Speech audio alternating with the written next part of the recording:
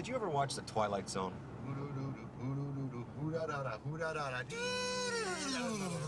Hey there, long time no see. I'm Mostly Cole, and you're welcome to see If Films Could Kill. You want to see something really scary? You bet.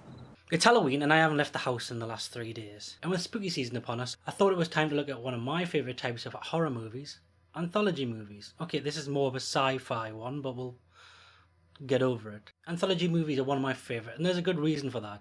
It's a bunch of stories crammed end to end, and that's perfect for people like me who've got terrible attention spans. Consider them like ghost stories straight to VHS. There's loads of great anthology movies out there. Trick or Treat, Creepshow, The ABCs of Death. Okay, you can scratch the last one, but I figured we'd start with my personal favourite, and the thing that kind of started anthology movies off. Twilight Zone, the movie. You know, until Goosebumps finally brings out their anthology movie. These anthology movies tend to have like a bumper, a little short story on each side of the film. This one starts with Dan Aykroyd, the blowjob Ghostbuster. This time he's abusing the carpool lane.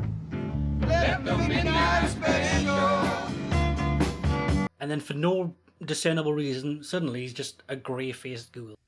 What are you doing? And then boom, we're straight into the first story. The first film is from American Werewolves in London's own John Landis. Being all these short stories tend to come from the show, this is the only one that isn't. This guy called Bill starts throwing out a bunch of racist slurs. Instead of his friend telling him to shut the fuck up, they join in. You guys want anything? Beer? Whiskey? White robes with tall hoods? Don't worry though, if there's an arsehole in one of these movies, they're gonna get what's coming to them. It's always a fight fire with fire scenario as well. So the best thing to do in this scenario is, if you're a Nazi, throw you to the Nazis. Suddenly there's a door swing open and he finds himself in Nazi Germany. I can only presume it's Nazi Germany, because there's Nazis. It could be Nazi America, I don't really know. It's not like they're fucking... They speak German. Ja, das sieht ja aus, als ob gerade aus der Klapsmühle gekommen wäre.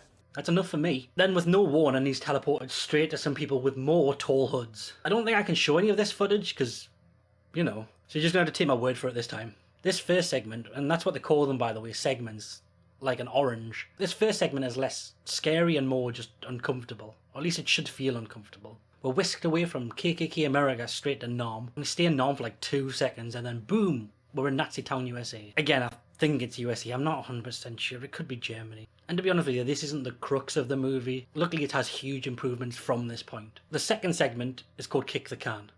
Kick the can.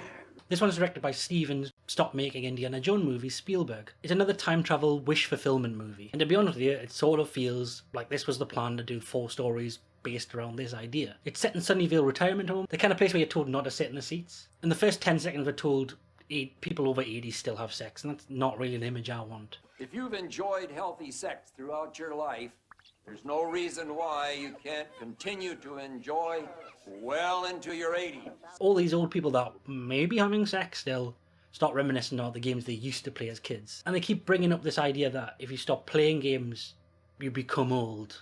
The day we stop playing is the day we start getting old. Spielberg does a great job with this material as well, even though it's just basic. But that's because I think Steven Spielberg actually believes it. We get that whole kind of Hook feeling from it. Oh, there you are, Peter. So all these mouldy oldies go out and have a quick game of Kick the Can. I have no idea what Kick the Can is, by the way. They all hide and one guy comes and kicks the can. I think that's the entire game. Suddenly, and this is where things get all timey-wimey, Timey-wimey stuff. everybody's a kid. The kid actors talk in this kind of nasally voice, you know, like when you try and do an old person's voice, and it sounds vaguely like a Jewish old woman. Is that you, Harry? Such a little misguy. Oh, like in Mrs. Doubtfire. Oi, it was such a schande. The old guy that kind of started everything off, he stays old. He's the guy with the magic, I presume. And they do the whispering thing from the end of Hook. Fresh on the line. Everybody wants to stay old, so Magic Man just sort of gets up and goes to a different retirement home. And the cycle starts again. Except for this one pervert old man who's still got grey hair. And he's a young kid who's like sexually orientated. He speaks in this like a Shakespearean accent for some reason. I have no fucking clue what's going on here. Milady? And although it sounds a bit drab movie-wise, it's not. And I think that's because of Steven Spielberg. Was it scary? Fuck no. But we'll move on to the next section because it's my favourite. It's A Good Life. Easy on the machinery. This one's directed by Joe Dante, you know, of Gremlins fame. Also, Inner Space and Small Soldiers. I'm a big Joe Dante fan. Being it's a Joe Dante section, we get the obvious Dick Miller insert. This one's based off one of the more famous Twilight Zones episodes as well. Anthony is a boy who nearly gets hit by a car. Helen, this school teacher and almost child killer, drives him back to his family. His family seem a little bit tightly wound, like a Victorian dildo. Anthony is magic. He's also super into cartoons. Obviously, Anthony is the reason that everybody's on edge. More so the uncle. For some reason, the uncle seems to be the one who's most frightened by him. He's also the best character in the entire thing. Maybe because he always looks drunk. The uncle's made to do a magic trick, pulling a rabbit out of a hat. The hat? Where's the hat? Oh! Now, the only reason he's made to do this is because the kid saw it on the TV like 2 seconds ago. The surprise relief on this guy's face when he does pull a rabbit out of the hat. Ta-da! And that's all before. Look at the design on that rabbit. Anthony turns his sister into Mike TV, and when Helen tries to escape, that pushes Anthony over the edge, and he starts pulling stuff from the TV. This fake Tasmanian devil, I think that's meant to be his sister. Helen uses her teacher magic to calm him down and strike up some sort of deal with him. So he blows up his sister. And then she says, we'll teach you how to use your magic. Although it sounds ridiculous, everything in this section is on point. The set's design is perfect, to the point that even when he's watching black and white cartoons, the decor turns black and white. Even the beds have been separated. And Helen's a MILF. Okay, we're now on to the most famous section. The show version of this made Shatner famous, and also created a lot of memes. Look, in the name of... Taking Shatner's role this time is John Lithgow. John Lithgow? Let's go! Boop! Lithgow and Shatner before him played this kind of manic, neurotic guy who's scared of flying, who's on a plane. Both brought different intensities. Shatner always brings the same intensity, but Lithgow really plays with this role a lot more. It's impossible, isn't it? Like, do I have to really explain the plot of this one? I'm going to anyway. Directed by George Miller, you know, of Mad Max and Babe Pig in the City.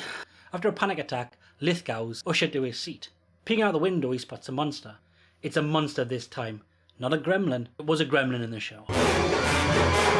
Which is odd because the director of Gremlins directed a different segment of this.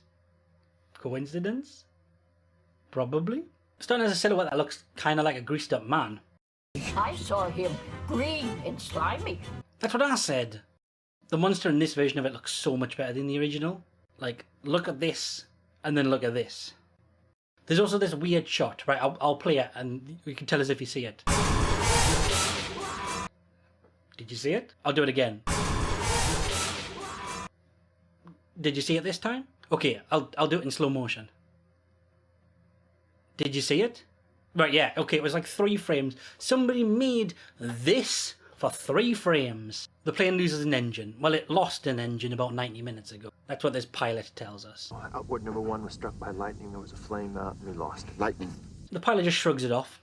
He's like, yeah, so what? We've still got 3 engines. Possibility of us losing one of the remaining 3 is remote. That's how I reply when I drop something on my foot. Like, I always go, I've got another one. Then the monster just starts chucking willy-nilly things into the engine. Some sort of metal plate, it's in there. A propeller, gonzo. An aeroplane food tray, see you later. Lithgow gets a gun, because it's America. And after shooting out a window on a plane, Lithgow pops his head out. A few shots at the gremlin. The gremlin wags his little finger at him. Fucks off into the sky. I can fly twice as high. Take a look. It's in a book. Red and rainbow. Oh, and we're back at Blowjob Ghostbuster. That's the end of the film.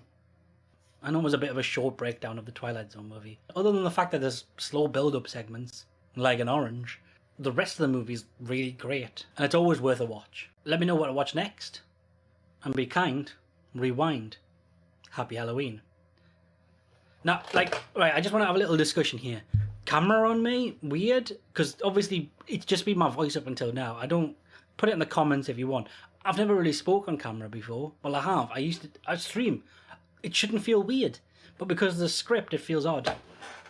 Right? And I probably should have put my chair forward the entire thing, because my back's in fucking agony now.